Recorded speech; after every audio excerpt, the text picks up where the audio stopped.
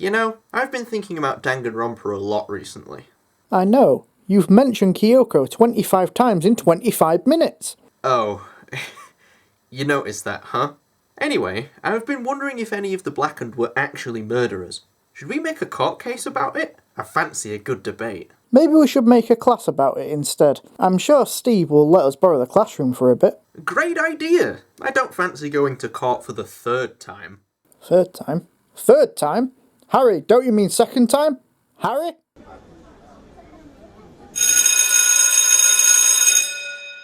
Hello everyone, and welcome to Theory Class. Once again, I'm running the class today, but this time Jordan is helping me. Hey guys! Today, we are taking a comprehensive look at Danganronpa Trigger Happy Havoc to see if any of the Blackened in each chapter is actually guilty of murder, or has a valid defense against it. There's a lot of legal stuff here, hence why Jordan's helping me, and Steve is... somewhere? I'm up here! I need to make sure you don't burn the classroom down. Again. Again? What do you mean again? Don't worry about it. Anyway, let's get straight into it with a quick disclaimer. There is going to be major spoilers for Trigger Happy Havoc in this video, so only keep watching if you've played it all. Next thing is we are going to go through the chapters backwards because it's much more interesting that way. And furthermore, we are simply skipping chapter 5 and 6 simply because no one actually dies. Chapter 5 is just a trap set by Junko, the mastermind of the whole thing, in order to frame Kyoko for Mukuru's murder. But it doesn't work because Kyoko's the best! Woo! But isn't it Makoto that exposes? Anyway, and chapter 6 is solving the mystery of Hope's Peak, as well as figuring out the mastermind's identity. I mean, sure, Junko gets executed at the end, but we are looking at the murders, not the executions. Whoa, mate! Spoilers? What did I literally just say? Play the game or watch the anime before you watch this video. Oh, right. Sorry, I wasn't paying any attention until you mentioned Kyoko. Anyway, let's begin with Chapter 4, All-Star Apologies. So, let's go through a quick summary of the murder, or in this case, suicide. This video is not getting monetized.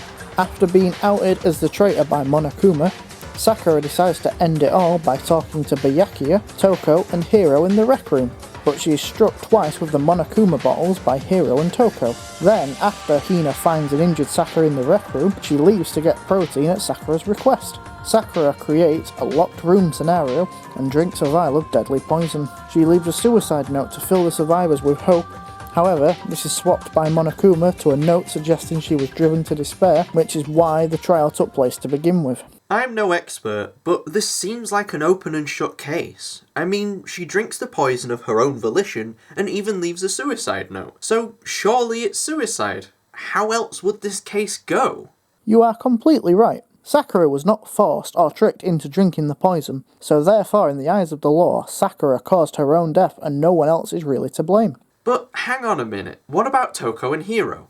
Since they hit Sakura with the Monokuma bottles, wouldn't that be a factor in Sakura's suicide? You do raise a good point. We could go into more legal discussion, however, these arguments all come to the same conclusion that Sakura was not pushed over the edge by them. Therefore, there's no need to make this video any longer than it already is. Ah yes, we all need to adhere to the almighty YouTube algorithm. Wait a sec though, what about Hina? She tampered with evidence to implicate herself as the murderer. Is that relevant? If we are really nitpicking, the only thing Hina would be guilty for is obstruction of justice and wasting Kyoko's time. So very minor offences. Very minor offence! Wasting Kyoko's time deserves the death penalty! Always messing around, I can't believe it. Oh no, he's going to be doing this for hours now. We'd better change the topic, and quick. Harry, do you want to move on to chapter 3? Is that the one where Celeste dies? Yes. Okay then, it's time to talk about Chapter 3, and Next Generation Legends, Stand Tall, Galactic Hero. So, Chapter 3 contains the infamous double murder. However, what's unique about this case compared to the second and third game is there actually are two different murderers. Let me quickly summarise. After Alter Ego goes missing, Celeste convinces Hifumi that Taka stole Alter Ego, as well as persuading him to go through with her elaborate murder plan. This plan involved the Robo Justice suit and numbered justice hammers, as well as framing Yasuhiro for the murder. After Hifumi murders Taka with Justice Hammer 4, Celeste and Hifumi commence their plan, which succeeds. However, after Hifumi moves Taka's body to the art room repository, Celeste then murders him with an unnamed mallet. Not really sure how to deal with this one. Although it's pretty obvious that Celeste always planned to murder Hifumi, she even admits as much in the game. I completely agree with you. In fact, legally speaking, there is no denying that Celeste murdered Hifumi. Hifumi died because of Celeste's actions, and Celeste had direct intention to kill him, therefore it's undeniable that Celeste did murder Hifumi. Oh, that was fast. God, why couldn't Celeste's case be more interesting? I don't really want to skip over another case, so let's talk about a what-if scenario. What would have happened if Celeste didn't kill Hifumi, but still planned everything else? Well, funnily enough, Celeste would still be guilty of murder. This is because she still acted as an accomplice to kill Taka, and while she did not commit the murder herself, she might as well have. The test to prove if someone is an accomplice is, did Celeste encourage or assist Hifumi in killing Taka? Oh, I know this one. Is the answer yes? Yes. Yes! Just proves I'm the ultimate detective after all. Alright then, ultimate detective, do you know why? Celeste literally admits to planning the entire thing. There's even a flashback about it. It was her idea to frame Hiro, stage all the Robo-Justice attacks, and kill Taka. Just one of these factors would be enough to prove Celeste assisted Hifumi to kill Taka, let alone all of them. Therefore, Celeste is still guilty of Taka's murder. Am I wrong? No, that's right. Sorry about that. I expected you to be wrong. Anyway, it's time to move on to Chapter 2, Boy's Life of Despair. Now, Chapter 2 and 1 are the most interesting legal wires, which is exactly why we wanted to cover the chapters backwards. So, let's get on with Chapter 2 then. Want to do the summary again, Jordan? Sure. After claiming that they wanted to become stronger, Chihiro began training in secret with Mondo in the boys' locker room. Before that, however, Chihiro revealed his secret to Mondo and the reason behind him wanting to become stronger. This backfires, however, as it sparks jealousy in Mondo for failing to be strong himself over the loss of his brother, and in a fit of rage, he kills Chihiro with a dumbbell. Before fleeing the scene, Mondo moves the body and evidence into the girls' locker room in order to keep Chihiro's secret from the others. Wait, are you not going to mention Byakuya tampering with the crime scene at all? And why are my lines now in a text box? For what we need to talk about, what Byakuya does doesn't actually matter at all. So anyway, what is your take on this case, Harry?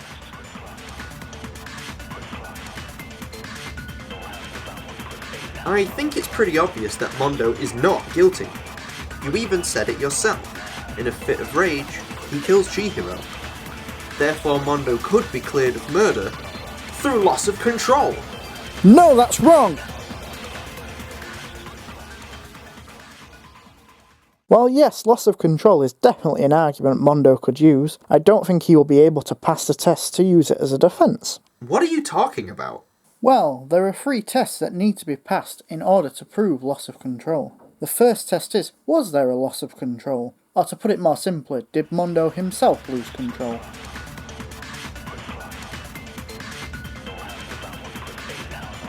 Obviously Mondo lost control.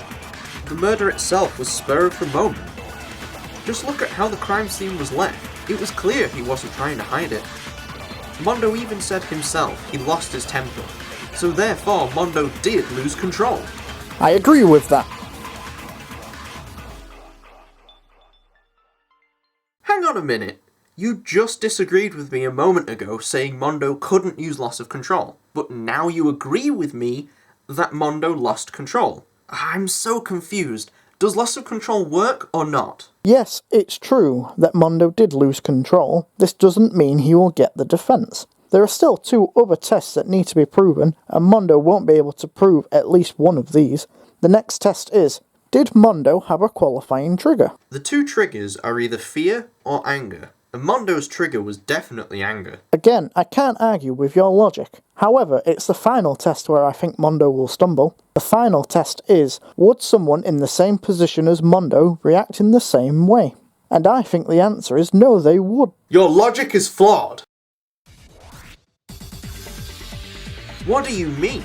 I think... We don't have time for this. We still have another chapter to look at, so let's wrap up this case. But I'm not going to write a manga in my head, I'm just going to tell you. Mondo does not pass the test because a regular high schooler would not have killed Chihiro simply because they wanted to get stronger. It's very unlikely that someone has Mondo's backstory, meaning they wouldn't have snapped in the circumstances. If anyone watching this video would have killed Chihiro for that reason, I suggest you get urgent psychiatric help before we move on to Chapter 1. Hold up!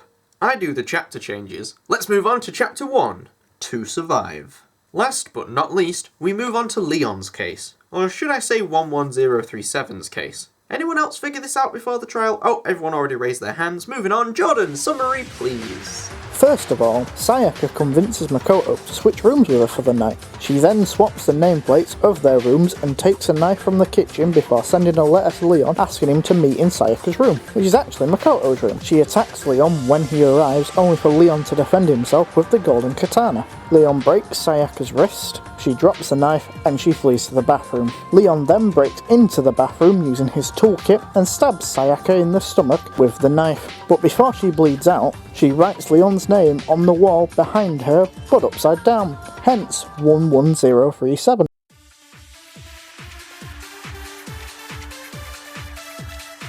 Again, this one seems pretty easy. Sayaka attacked Leon first, so surely Leon could get away with it by using self-defense. No, that's wrong! The law on self-defense is broken down into two tests, both of which need to be passed for self-defense to be valid. The first test that needs to be passed is, did the killer feel that force was necessary to protect themselves?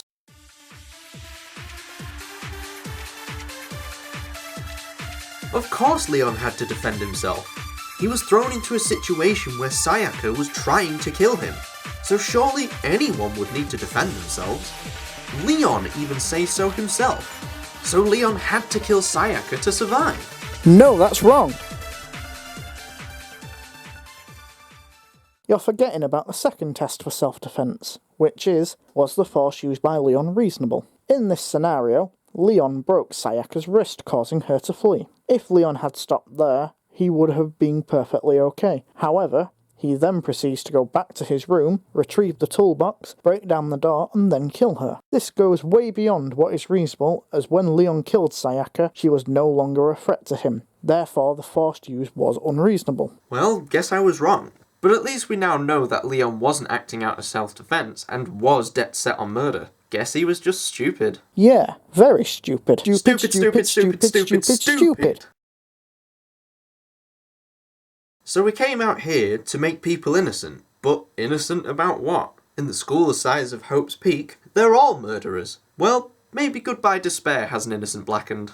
Let's save that for next class. I'm all debated out. Don't stop the debate now.